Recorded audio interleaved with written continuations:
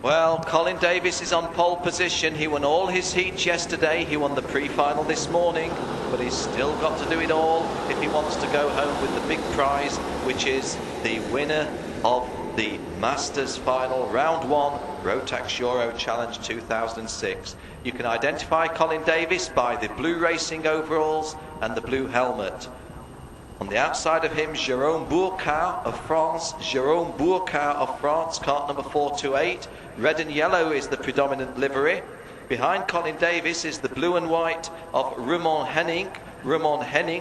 And you can see primarily the light overalls of Ramon Henning on line 2, alongside Christophe Adams, cart number 42 from Belgium. Mark Leon and Pascal Pilatovic are the third row. And we're racing, and Colin Davis jumps into the lead, and trying to cross him immediately is Jérôme Bourcard, but Jérôme Bourcard can't get past Colin Davis at the moment, but and the drivers second and third, and there's a big pile up towards the back of the grid, and the Masters have had some contact as they approach turn 2, and some of the front runners were involved. And there's contact at the front, because Jérôme Bourcard definitely touched Colin Davis. Colin Davis is leading from Jérôme Bourcard, and have to say the carnage on turn 2 looks pretty serious in terms of damage to carts and failures to continue. I don't think many of those drivers will be taking any further part in the race, but I have to concentrate at the front because it's a good scrap at the front. Cart number 427, Sebastian Bernard, who is the in-house lawyer from FIA at Geneva, looks to be one of the victims there. But as I look onto the return home straight on the infield, Colin Davis is leading. Cart number 425 was involved, Junpei Takayama from Japan. But at the end of one lap of 15, the good news, Colin Davis leads from Jérôme Bourcard.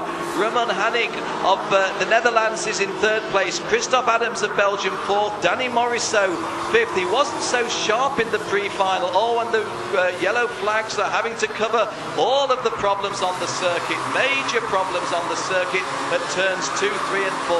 But we continue with the racing, and Colin Davis continues in the lead. It's been a difficult start to the Masters final. A difficult start indeed. Pardon.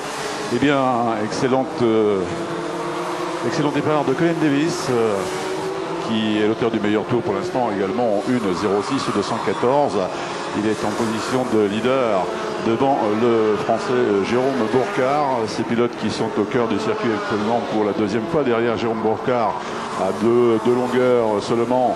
Raymond Henning, le 430. Derrière Henning, le Belge Christophe Adams, le 422 en quatrième position. Ces trois derniers sont proches les uns des autres. Est-ce que le 426 Danny Morisseau va pouvoir effectuer la jonction, alors que dans le départ de cette finale, eh bien, bon nombre de pilotes sont out. On aperçoit 1, 2, 3, 4, 5 châssis. 5 châssis qui sont en dehors du circuit au niveau du poste 2, poste 3 et un peu avant le poste 4.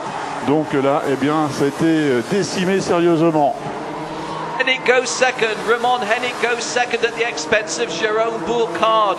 Confirmation that the Japanese driver Junpei Takayama is out of the race. Confirmation that Sebastian Bernard, the lawyer from FIA, is out of the race. What a long way to come from Japan to be out of the race on the first lap. But Colin Davis leads from Ramon Hennig of the Netherlands, and in third place now it's Jérôme Bourcard. Jérôme Bourcard holding on to third place but coming under pressure.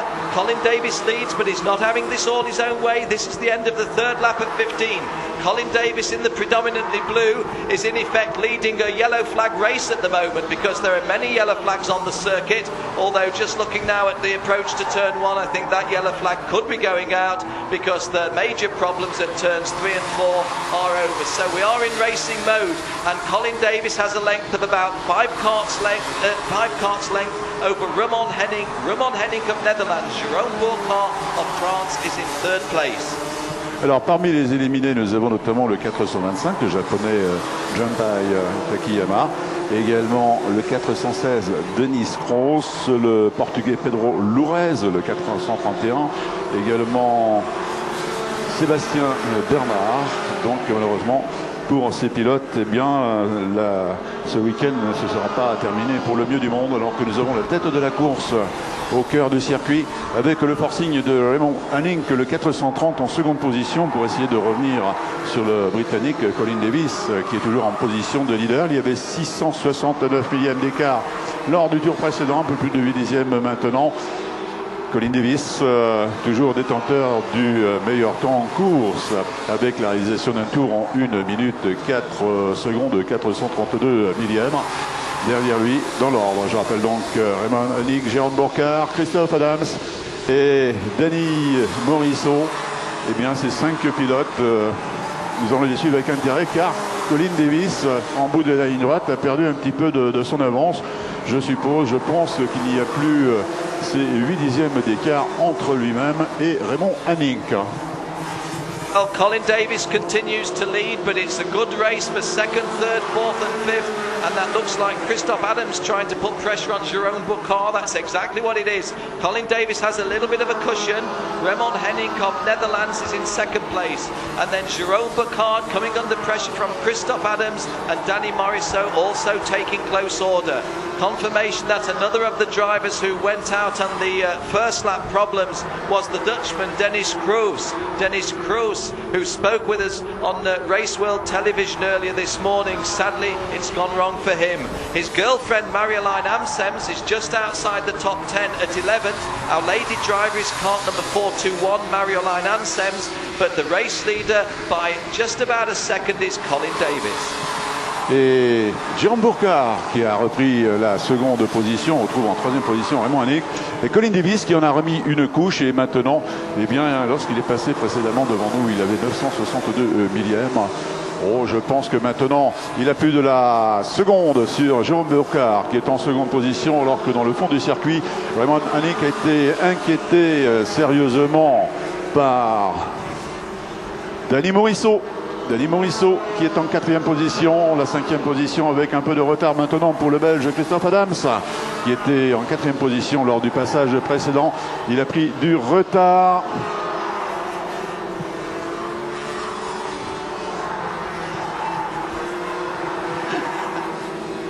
Oh, Christophe Adams passed by Danny Morisseau, and Christophe Adams having problems with it. Oh, and the second and third drivers have problems, and that's Raymond Hanning.